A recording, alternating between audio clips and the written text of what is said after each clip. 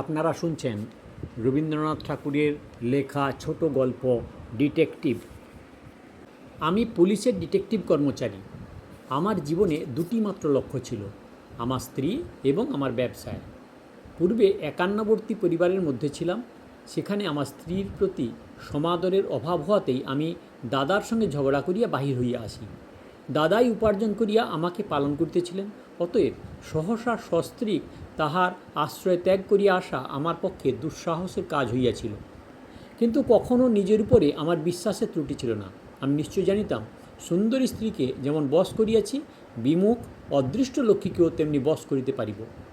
মহিমচন্দ্র ও সংসারের পশ্চাতে পড়িয়া থাকিবে না। পুলিশ বিভাগে সামান্যভাবে প্রবেশ করিলাম। অবশেষে ডিটেকটিভ পদে উত্তীর্ণ হইতে অধিক বিলম্ব হইল না। উজ্জ্বল শিখা হইতেও যেমন কজ্জলপাত হয়, তেমনি আমার স্ত্রীর প্রেম হইতেও ঈর্ষা এবং সন্দেহের কালিমা বাহির হইত। সেটাতে আমার কিছু কাজের ব্যাঘাত ঘটিত। কারণ পুলিশের কর্মে স্থান স্থান কালাচার বিচার করিলে চলে না, বরঞ্চ স্থানের অপেক্ষা অস্থান এবং কালের অপেক্ষা অকালটার চর্চা অধিক করিয়াই করিতে হইতে হয়। তাহাতে করিয়া আমার স্ত্রীর স্বভাবসিদ্ধ সন্দেহ আরও যেন দুর্নিবার হইয়া উঠিত। সে আমাকে ভয় দেখাইবার জন্য বলিত, তুমি এমন যখন তখন যেখানে সেখানে যাপন করো, কালে ভদ্রে আমার সঙ্গে দেখা হয়, আমার জন্য তোমার আকাঙ্ক্ষা হয় না? আমি তাহাকে বলিতাম, সন্দেহ করা আমাদের ব্যবসায়, সেই কারণে ঘরের মধ্যে সেটাকে আর আনি না। স্ত্রী বলিত, সন্দেহ করা আমার ব্যবসায় নহে, উহা আমার স্বভাব। আমাকে তুমি লেশ মাত্র সন্দেহের কারণ দিলে আমি সব করিতে পারি। ডিটেকটিভ লাইনে আমি সকলের সেরা হইব, একটা নাম রাখিব, এই প্রতিজ্ঞা আমার দৃঢ় ছিল। এই সম্বন্ধে যত কিছু বিবরণ এবং গল্প আছে, তাহার কোনোটাই পড়িতে বাকি রাখি নাই। কিন্তু পড়িয়া কেবল মনের অসন্তোষ এবং অধীরতা বাড়িতে লাগিল। কারণ আমাদের দেশের অপরাধীগুলো ভীরু নির্বোধ, অপরাধগুলো নির্জীব এবং সরল, তাহার মধ্যে দুর্হতা দুর্গমতা কিছুই নেই। আমাদের দেশের ধনী নবরক্তপাতের উৎকট উত্তেজনা কোনো মতেই নিজের মধ্যে সম্বরণ করিতে পারে না। জালিয়াত যে জাল বিস্তার করে, তাহাতে অনতি বিলম্বে নিজেই আপাদমস্তক জড়াইয়া পড়ে। অপরাধবুদ্ধ হইতে নির্গমনের কূট কৌশল সে কিছুই জানে না। এমন নির্জীব দেশে ডিটেকটিভের কাজে সুখ নাই, গৌরবও নাই। বড়বাজারের মাড়োয়ারির জুয়াচোরকে অনায়াসে গ্রেপ্তার করিয়া কতবার মনে মনে বলিয়াছি, ওরে অপরাধী কুল কলঙ্ক, পরের সর্বনাশ করা গুণী ওস্তাদগুলোদের কর্ম। তোর মতো আনাড়ি নির্বোধের সাধু তপস্বী হওয়া উচিত ছিল। খুনিকে ধরিয়া তাহার প্রতি স্বগত উক্তি করিয়াছি। গভর্নমেন্টের সমুন্নত ফাঁসি কাট কি তোদের মতো গৌরবহীন প্রাণীদের জন্য হইয়াছিল? তোদের না আছে উদার কল্পনাশক্তি, না আছে কঠোর আত্মসংযম, তোরা বেটারা খুনি হইবার স্পর্ধা করিস। আমি কল্পনা চক্ষে যখন লন্ডন এবং প্যারিসের জনাকীর্ণ পথের দুই প্রান্তে শীত ও বাষ্পাকুল অভ্রভেদী হর্মশ্রেণী দেখিতে পাইতাম, তখন আমার শরীর রোমাঞ্চিত হইয়া উঠিত। মনে মনে ভাবিতাম, এই হর্মরাজি এবং পথ উপপথের মধ্য দিয়া যেমন জনস্রোতের, কর্মস্রোতে, উৎসব স্রোতে সৌন্দর্য স্রোত অহরহ বহিয়া যাইতেছে, তেমনি সর্বত্রই একটা হিংস্র কুটিল কৃষ্ণকুঞ্চিত ভয়ঙ্কর অপরাধ প্রবাহ তলে তলে আপনার পথ করিয়া চলিয়াছে। তাহারই সামীপ্যে ইউরোপীয় সামাজিকতার হাস্যকৌতুক শিষ্টাচার এমন বিরাট ভীষণ রমণীয়তা লাভ করিয়াছে। আর আমাদের কলিকাতার পথ পার্শ্বের মুক্ত বাতায়ন, গৃহশ্রেণীর পথে রান্না বাটনা, গৃহকার্য, পরীক্ষার পাঠ, তাস দাবার বৈঠক, দাম্পত্য কলহ, বড় জোর ভাতৃবিচ্ছেদ এবং মকদ্দমার পরামর্শ ছাড়া কিছুই বিশেষ নেই। কোনো একটা বাড়ির দিকে চাহিয়া কখনো এই কথা মনে হয় না যে হয়তো এই মুহূর্তে এই গৃহের কোনো একটা কোণে শয়তান মুখ গুঁজিয়া বসিয়া আপনার কালো কালো ডিমগুলিতে তা দিতেছে। আমি অনেক সময় রাস্তায় বাহির হইয়া পথিকদের মুখ এবং চলনের ভাব পর্যবেক্ষণ করিতাম। মনের ভঙ্গিতে, ভাবের ভঙ্গিতে তাহাদিওকে কিছুমাত্র সন্দেহজনক বোধ হইয়াছে। আমি অনেক সময় গোপনে তাহাদের অনুসরণ করিয়াছি, তাহাদের নাম ধাম ইতিহাস অনুসন্ধান করিয়াছি। অবশেষে পরম নৈরাশ্যের সহিত আবিষ্কার করিয়াছি, তাহারা নিষ্কলঙ্ক ভালো মানুষ, এমনকি তাহাদের আত্মীয় বান্ধবেরাও তাদের সম্বন্ধে আড়ালে কোনো রকম গুরুতর মিথ্যা অপবাদও প্রচার করে না। পথিকদের মধ্যে সবচেয়ে যাহাকে পাষণ্ড বলিয়া মনে হইয়াছে, এমনকি যাহাকে দেখিয়া নিশ্চয়ই মনে হইয়াছে যে এইমাত্র সে কোনো একটা উৎকট দুষ্কার্য সাধন করিয়া আসিয়াছে, সন্ধান করিয়া জানিয়াছি সে একটি ছাত্রবৃত্তি স্কুলের দ্বিতীয় পণ্ডিত, তখনই অধ্যাপনা কার্য সমাধা করিয়া বাড়ি ফিরিয়া আসিতেছে। এই সকল লোকেরাই অন্য কোনো দেশে জন্মগ্রহণ করিলে বিখ্যাত চোর ডাকাত হইয়া উঠিতে পারিত। কেবলমাত্র যথোচিত জীবনী শক্তি এবং যথেষ্ট পরিমাণ পৌরুষের অভাবেই আমাদের দেশে ইহারা কেবল পণ্ডিতি করিয়া বৃদ্ধ বয়সে পেনশন লইয়া মরে। বহু চেষ্টা ও সন্ধানের পর এই দ্বিতীয় পণ্ডিতটার নিরীহতার প্রতি আমার যেরূপ সুগভীর অশ্রদ্ধা জন্মিয়াছিল, কোনো অতি ক্ষুদ্র ঘটিবাটি চোরের প্রতি তেমন হয় নাই। অবশেষে একদিন সন্ধ্যাবেলায় আমাদেরই বাসার অনতিদূরে একটি গ্যাস পোস্টের নিচে একটা মানুষ দেখিলাম। বিনা আবশ্যকে সে উৎসুকভাবে একই স্থানে ঘুরিতে ফিরিতেছে। তাহাকে দেখিয়া আমার সন্দেহমাত্র রহিল না যে সে একটি কোনো গোপন দুরভিসন্ধির পশ্চাতে নিযুক্ত রহিয়াছে। নিজে অন্ধকারে প্রচ্ছন্ন থাকিয়া তাহার চেহারাখানা বেশ ভালো করিয়া দেখিয়া লইলাম। তরুণ বয়স, দেখিতে সুশ্রী। আমি মনে মনে করিলাম, দুষ্কর্ম করিবার এই তো ঠিক উপযুক্ত চেহারা। নিজের মুখশ্রী যাহাদের সর্বপ্রধান বিরুদ্ধ সাক্ষী, তাহারা যেন সর্বপ্রকার অপরাধের কাজ সর্বপ্রযত্নে পরিহার করে। সৎকার্য করিয়া তাহারা নিষ্ফল হইতে পারে, কিন্তু দুষ্কর্ম দ্বারা সফলতা লাভ তাদের পক্ষে দুরাশ। দেখিলাম এই ছোকরাটির চেহারাটা ইহার সর্বপ্রধান বাহাদুরি। সেই জন্য আমি মনে মনে অনেকক্ষণ ধরিয়া তাহাকে তারিফ করিলাম। বলিলাম, ভগবান তোমাকে দুর্লভ সুবিধাটি দিয়াছেন, সেটাকে রীতিমতো কাজে খাটাইতে পারো, তবে তো বলি সাবাস। আমি অন্ধকার হইতে তাহার সম্মুখে আসিয়া পৃষ্ঠে চপেটাঘাতপূর্বক বলিলাম, এই যে ভালো আছেন তো? সে তৎক্ষণাৎ প্রবল মাত্রায় চমকিয়া উঠিয়া একেবারে ফ্যাকাশ হইয়া উঠিল। আমি কহিলাম, মাফ করিবেন, ভুল হইয়াছে, হঠাৎ আপনাকে অন্য লোক ঠাউরাইয়াছিলাম। মনে মনে কহিলাম, কিছুমাত্র ভুল করি নাই, যাহা ঠাউরিয়াছিলাম তাই বটে, কিন্তু এতটা অধিক চমকিয়া উঠা তাহার পক্ষে অনুপযুক্ত হইয়াছিল, ইহাতে আমি কিছু ক্ষুণ্ণ হইলাম। নিজের শরীরের প্রতি তাহার আরও অধিক দখল থাকা উচিত ছিল, কিন্তু শ্রেষ্ঠতার সম্পূর্ণ আদর্শ অপরাধী শ্রেণীর মধ্যেও বিরল। চোরকেও সেরা চোর করিয়া তুলিতে প্রকৃতি কৃপণতা করিয়া থাকে। অন্তরালায় সে দেখিলাম সে ত্রস্তভাবে গ্যাস পোস্ট ছাড়িয়া চলিয়া গেল। পেছনে পেছনে গেলাম, দেখিলাম ছোকরাটি গোলদিঘির মধ্যে প্রবেশ করিয়া পুষ্করিণী তীরে তৃণশয্যার উপর চিত হইয়া শুইয়া পড়িল। আমি ভাবিলাম, উপায় চিন্তার একটা স্থান বটে। গ্যাস পোস্টের তলদেশে অপেক্ষা অনেকাংশে ভালো। লোকে যদি কিছু সন্দেহ করে তো বড় জোর এই ভাবিতে পারে যে ছোকরাটি অন্ধকার আকাশে প্রেয়সীর মুখচন্দ্র অঙ্কিত করিয়া কৃষ্ণপক্ষ রাত্রির অভাব পূরণ করিতেছে। ছেলেটি অতি উত্তরোত্তর আমার চিত্ত আকৃষ্ট হইতে করিল। অনুসন্ধান করিয়া তাহার বাসা জানিলাম। মনমতো তাহার নাম। সে কলেজের ছাত্র, পরীক্ষা ফেল করিয়া গ্রীষ্মাবকাশে ঘুরিয়া ঘুরিয়া বেড়াইতেছে। তাহার বাসার সহবাসী ছাত্রগণ সকলেই আপন আপন বাড়ি চলিয়া গেছে। দীর্ঘ অবকাশকালে সকল ছাত্রই বাসা ছাড়িয়া পালায়। এই ছেলেটিকে কোনো দুষ্টগ্রহ ছুটি দিতেছে না, সেটা বাহির করিতে কৃতসংকল্প হইলাম। আমিও ছাত্র সাজিয়া তাহার বাসায় এক অংশ গ্রহণ করিলাম। প্রথম দিন যখন সে আমাকে দেখিল, কেমন একরকম করিয়া সে আমার মুখের দিকে চাহিল। তার ভাবটা ভালো বুঝিলাম না, যেন সে বিস্মিত, যেন সে আমার অভিপ্রায় বুঝিতে পারিয়াছে, এমনি একটি ভাব।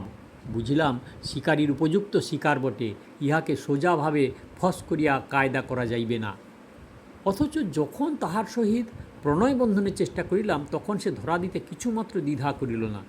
কিন্তু মনে হইল সেও আমাকে সুতীক্ষ্ণ দৃষ্টিতে দেখে, সেও আমাকে চিনিতে চায়। মনুষ্য চরিত্রের প্রতি এইরূপ সদা সতর্ক সজাগ কৌতূহল, ওটা ওস্তাদের লক্ষণ। এত অল্প বয়সে এতটা চাতুরি দেখিয়া বড় খুশি হইলাম। মনে ভাবিলাম, মাঝখানে একজন রমণী না আনিলে এই অসাধারণ অকালভূত ছেলেটির হৃদয়দ্বার উদ্ঘাটন করা সহজ হইবে না। একদিন গদগদ কণ্ঠে মর্ম থেকে বললাম, ভাই, একটি স্ত্রীলোককে আমি ভালোবাসি, কিন্তু সে আমাকে ভালোবাসে না। প্রথমটা সে যেন কিছু চকিতভাবে আমার মুখের দিকে চাহিল। তাহার পর ঈষৎ হাসিয়া কহিল, এইরূপ দুর্যোগ বিরল বটে। এই প্রকার মজা করিবার জন্যেই কৌতুকপর বিধাতা নরনারীর প্রভেদ করিয়াছেন। আমি কহিলাম, তোমার পরামর্শ ও সাহায্য চাহি। সে সম্মত হইল। আমি বানাইয়া বানাইয়া অনেক ইতিহাস কহিলাম। সে সাগ্রহে কৌতূহলে সমস্ত কথা শুনিল, কিন্তু অধিক কথা কহিল না। আমার ধারণা ছিল, ভালোবাসার, বিশেষত গর্হিত ভালোবাসার ব্যাপার প্রকাশ করিয়া বলিলে মানুষের মতে অন্তরঙ্গতা দ্রুত বাড়িয়া ওঠে, কিন্তু বর্তমান ক্ষেত্রে তাহার কোনো লক্ষণ দেখা গেল না। ছোকরাটি পূর্বাপেক্ষা যেন চুপ মারিয়া গেল, অথচ সকল কথা মনে গাঁথিয়া রইল। ছেলেটির প্রতি আমার ভক্তির সীমা রহিল না। এদিকে মন্মথ প্রত্যহ গোপনে দ্বার রোধ করিয়া কি করে এবং তার গোপন অভিসন্ধি কীরূপে কতদূর অগ্রসর হইতেছে আমি তাহার ঠিকানা করিতে পারিলাম না। অথচ অগ্রসর হইতেছি তাহার সন্দেহ নেই। কি একটা নিগূঢ় ব্যাপারে সে ব্যাপৃত আছে এবং সম্প্রতি সেটা অত্যন্ত পরিপক্ক হইয়াছে, তাহা এই নবযুবকটির মুখ দেখিবা মাত্র বোঝা যাইল। আমি গোপন চাবিতে তাহার ডেস্ক খুলিয়া দেখিয়াছি। তাহাতে একটা অত্যন্ত দুর্বোধ্য কবিতার খাতা, কলেজের বক্তৃতার নোট এবং বাড়ির লোকের গোটাকতক অকিঞ্চিৎকর চিঠি ছাড়া আর কিছুই পাওয়া যায় নাই। কেবল বাড়ির চিঠি হইতে এই প্রমাণ হইতেছে যে বাড়ি ফিরিবার জন্য আত্মীয় স্বজন বারংবার প্রবল অনুরোধ করিতেছে। তথাপি তৎসত্ত্বেও বাড়ি না যাইবার একটা সঙ্গত কারণ অবশ্য আছে। সেটা সেই ন্যায়সঙ্গত হইত, তবে নিশ্চয় কোথায় কোথায় একদিনে ফাঁস হইত। কিন্তু তার সম্পূর্ণ বিপরীত হইবার সম্ভাবনা থাকাতেই এই ছোকরাটির গতিবিধি এবং ইতিহাস আমার কাছে এমন নিরতিশয় ঔৎসুক্যজনক হইয়াছে যে অসামাজিক মনুষ্য সম্প্রদায় পাতালতলে সম্পূর্ণ আত্মগোপন করিয়া এই বৃহৎ মনুষ্য সমাজকে সর্বদাই নিচের দিকে হইতে দোলায়মান করিয়া রাখিয়াছে। এই বালকটি সেই বিশ্বব্যাপী বহু পুরাতন বৃহৎ জাতির একটি অঙ্গ এবং সামান্য একজন স্কুলের ছাত্র নহে। এ জগৎবক্ষ বিহারিণী সর্বনাশিনীর একটি প্রলয় সহচর। আধুনিককালের চশমা পরা নিরীহ বাঙালি ছাত্রের বেশে কলেজের পাঠ অধ্যয়ন করিতেছে। নৃমুণ্ডধারী কাপালিক বেশে ইহারা ভৈরবতা আমার নিকট আরও ভৈরবতর হইল। আমি ইহাকে ভক্তি করি। অবশেষে সশরীরে রমণীর অবতারণা হইতে হইল। পুলিশের বেতনভোগী হরিমতি আমার সহায় হইল। মন্মথকে জানাইলাম, আমি এই হরিমতির হতভাগ্য প্রণয়াকাঙ্ক্ষী। ইহাকে লক্ষ্য করিয়া আমি কিছুদিন গোলদিঘির ধারে মন্মথের পার্শ্বচর হইয়া আবার গগনে কেন সুধাংশু উদয় রে কবিতাটি বারংবার আবৃত্তি করিলাম এবং হরিমতি ও কতকটা অন্তরের সহিত কতকটা লীলা সহকারে জানাইল যে তাহার চিত্ত সে মন্মথকে সমর্পণ করিয়াছে। কিন্তু আশানুরূপ ফল হইল না। মন্মথ সুদূর নির্লিপ্ত অবিচলিত কৌতূহলের সহিত সমস্ত পর্যবেক্ষণ করিতে লাগিল। এমন সময় একদিন মধ্যাহ্নে তাহার ঘরের মেঝেতে একখানি চিঠির গুটিকতক ছিন্নাংশ কুড়াইয়া পাইলাম। জোড়া দিয়া দিয়া এই অসম্পূর্ণ বাক্যটুকু আদায় করিলাম। আজ সন্ধ্যা 7টার সময় গোপনে তোমার বাসায় অনেক খুঁজিয়া আর কিছু বাহির করিতে পারিলাম না। আমার অন্তঃকরণ পুলকিত হইয়া উঠিল। মাটির মধ্য হইতে কোনো বিলুপ্ত বংশ প্রাচীন প্রাণীর একখণ্ড হাড় পাইলে প্রত্যন জীবতত্ত্ববিদের কল্পনা যেমন মহানন্দে সজাগ হইয়া উঠে, আমারও সেই অবস্থা হইল। আমি জানিতাম আজ রাত্রি 10টার সময় আমাদের বাসার হরিমতির আবির্ভাব হইবার কথা আছে। ইতিমধ্যে সন্ধ্যা 7টার সময় ব্যাপারখানা কি? ছেলেটির যেমন সাহস তেমনি তীক্ষ্ণ বুদ্ধি। যদি কোনো গোপন অপরাধের কাজ করিতে হয় তবে ঘরে যেদিন কোনো একটা বিশেষ হাঙ্গামা নেই সেই দিন অবকাশ বুঝিয়া করা ভালো। প্রথমত, প্রধান ব্যাপারের দিকে সকলের দৃষ্টি আকৃষ্ট থাকে।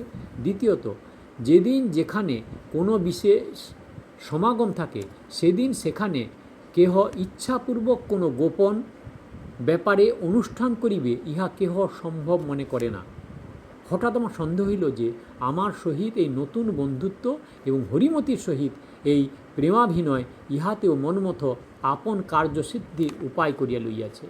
এই জন্যই সেই আপনাকে ধরাও দেয় না, আপনাকে ছাড়াইও লয় না। আমরা তাহাকে তাহার গোপন কার্য হইতে আড়াল করিয়া রাখিয়াছি। সকলেই মনে করিতেছিল যে সে আমাদিগকে লইয়া ব্যাপৃত হইয়াছে। সেও ভ্রম দূর করিতে চায় না। তর্কগুলো একবার ভাবিয়া দেখো। যে বিদেশি ছাত্র ছুটির সময় আত্মীয় স্বজনের অনুনয় বিনয় উপেক্ষা করিয়া শূন্য বাসায় একলা পড়িয়া থাকে, নির্জন স্থানে তাহার বিশেষ প্রয়োজন আছে, এই বিষয়ে কাহারও সংশয় থাকিতে পারে না, অথচ আমি তাহার বাসায় আসিয়া তাহার নির্জনতা ভঙ্গ করিয়াছি এবং একটা রমণীর অবতারণা করিয়া নতুন উপদ্রব সৃজন করিয়াছি। কিন্তু ইহা সত্ত্বেও সে বিরক্ত হয় না, বাসা ছাড়ে না, আমাদের সঙ্গ হইতে দূরে থাকে না, অথচ হরিমতি অথবা আমার প্রতি তাহার তিলমাত্র আসক্তি জন্মে নাই, ইহা নিশ্চিত সত্য। এমনকি তাহার অসতর্ক অবস্থায় বারংবার লক্ষ্য করিয়া দেখিয়াছি আমাদের উভয়ের প্রতি তাহার একটা আন্তরিক ঘৃণা ক্রমেই যেন প্রবল হইয়া উঠিতেছে।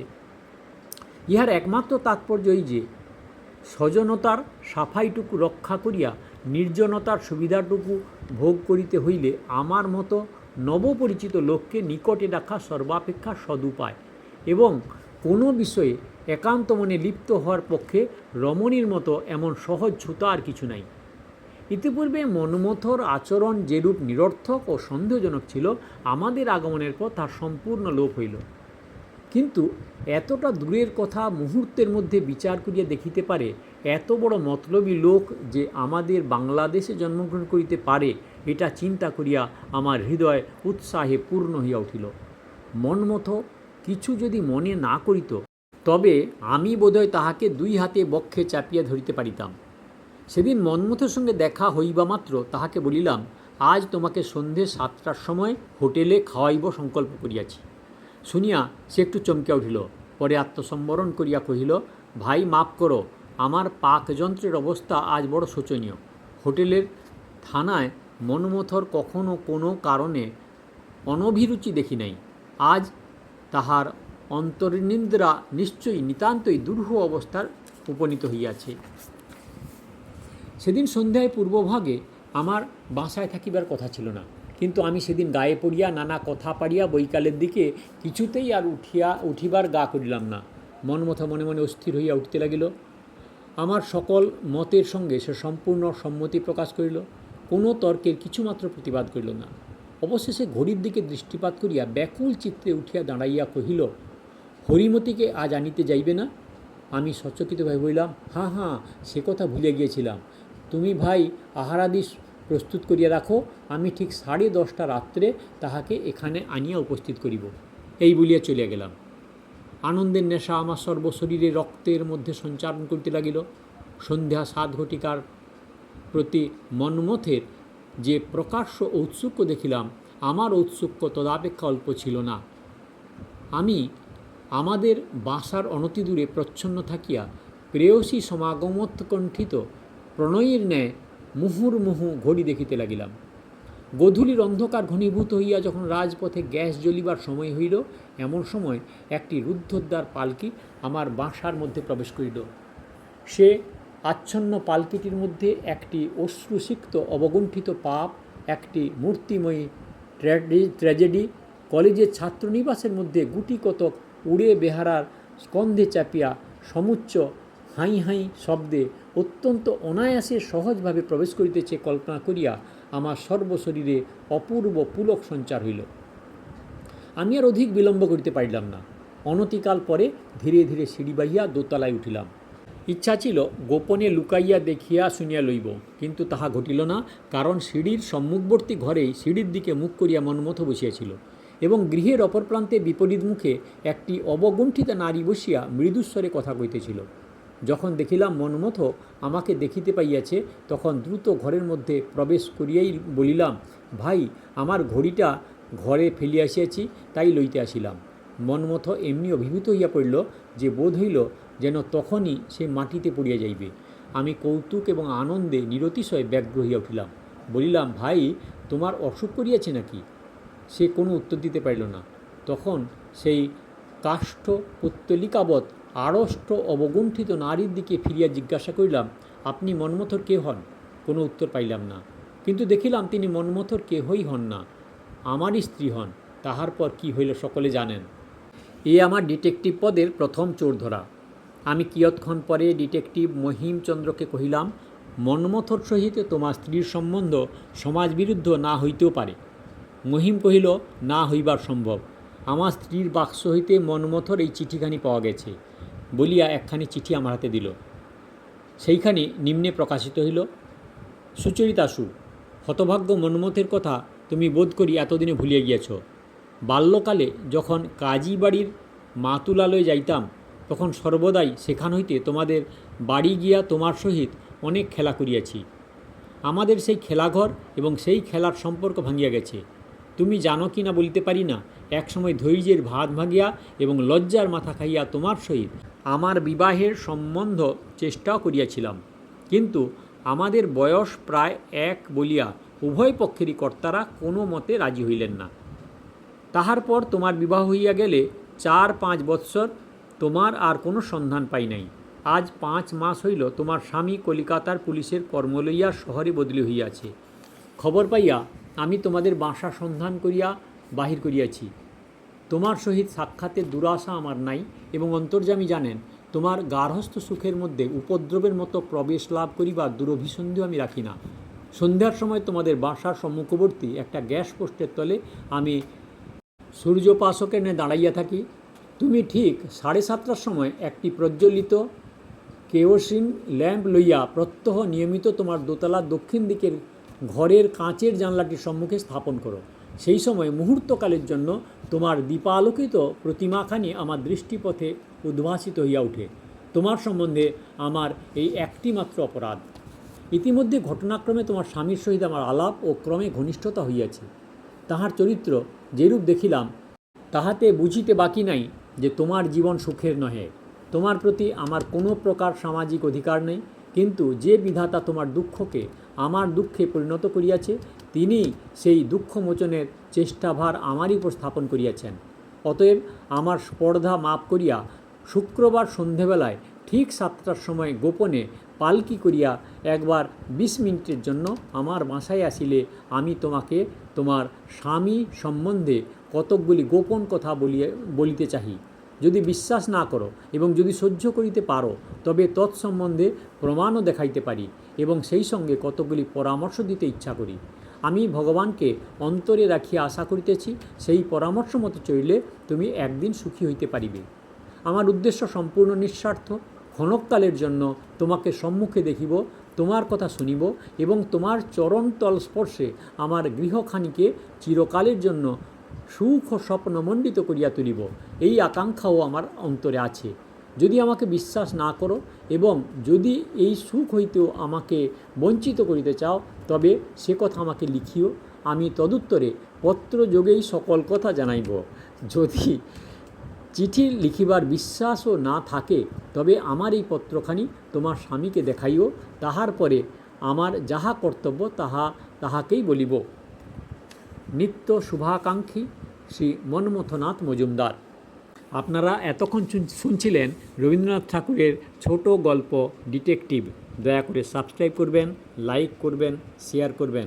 আরও এরকম গল্প শুনতে হলে কাকন বাসুতে ক্লিক করে ভিডিও দেখুন।